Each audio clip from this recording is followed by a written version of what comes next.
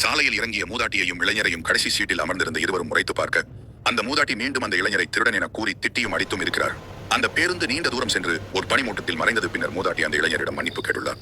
நாம் பயணித்த பேருந்தில் சீன பாரம்பரிய உடை அணிந்து இருந்த 3 மனிதர்கள் இல்லை என்றும் அவர்கள் பேய்கள் என்றும் அந்த 3 பேருக்கும் கால்கள் இல்லாததை தான் கவனித்ததாகவும் அவர்களிடமிருந்து தப்பிக்க வேறு வழி இல்லாமல் இப்படி ஒரு பொய் கூறியதாகவும் மன்னிப்பு கேட்டுள்ளார்.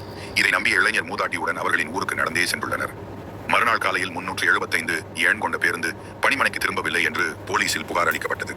அறிந்த மூதாட்டியும் இளைஞரும் தாமாக முன்வந்து முதல் நாள் இரவில் நடந்தவை அனைத்தும் போலீசிடம் கூறினர். இதை நம்பிய போலீசார் மூதாட்டியும் இளைஞரும் இறங்கிய இடத்திற்கு அருகில் தான் பேருந்து இருக்கும் என்று தேடினர். அப்போது அந்த பேருந்தானது அந்த பகுதியில் இருந்த குளத்தில் இருந்து கண்டுபிடிக்கப்பட்டது. அதனைத் தொடர்ந்து அந்த பேருந்தினை போலீசார் மீட்டனர்.